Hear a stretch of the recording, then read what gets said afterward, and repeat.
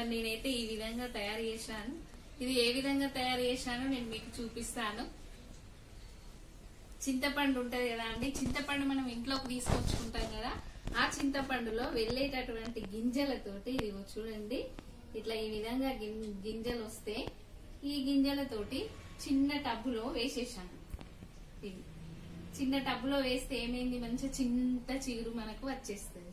ఈ చింత చిగురును మనము పప్పులో గాని మంచిగా కందిపప్పులో వేసుకొని జీలకర్ర ఎల్లిపాయ వేసుకొని వండి మంచిగా ఎండుమిర్చితో పోపు పెట్టుకుంటే చాలా బాగుంటది. పిల్లలకు కూడా చాలా మంచిది, హెల్త్ పరంగా కూడా. ఇందులో మనకు సి విటమిన్ అనేది దొరుకుతుంది. మరి ఈ విధంగా వేస్తే ఒక 15 days లో ఇంత వచ్చేసింది. ఈ చిగురును దేనిలైనా వేసుకోవచ్చు. ఎండుమిర్చితో మాత్రం చట్నీ వేసుకుంటే కూడా చాలా బాగుంటది. మీరు కూడా ట్రై చేయండి. అసలు ఎంత మంచిదంటే హెల్త్ పరంగా.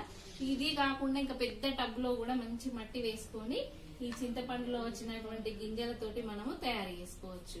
మనకు అందుబాటులో కావాలి, వండినప్పుడు కావాలి అనుకుంటే మనకు మార్కెట్ లో దొరకదు కాబట్టి మనం ఇంట్లోనే ఈ విధంగా తయారు చేసుకోవచ్చు. దేనిలో వేసుకున్నా బాగుంటది. మంచి ఇది ఉడకబెట్టి చారు చేసినా కానీ చాలా బాగుంటది. మస్తు రకాలు చేయొచ్చు. పెసరపప్పు కారపప్పు వేసుకున్నా కూడా బాగుంటది. నాకైతే చాలా ఉపయోగపడుతుంది. నేను ఈ విధంగానైతే చింత గింజలతోటి చింత చిగురు మాత్రం రెడీ చేస్తున్నాను.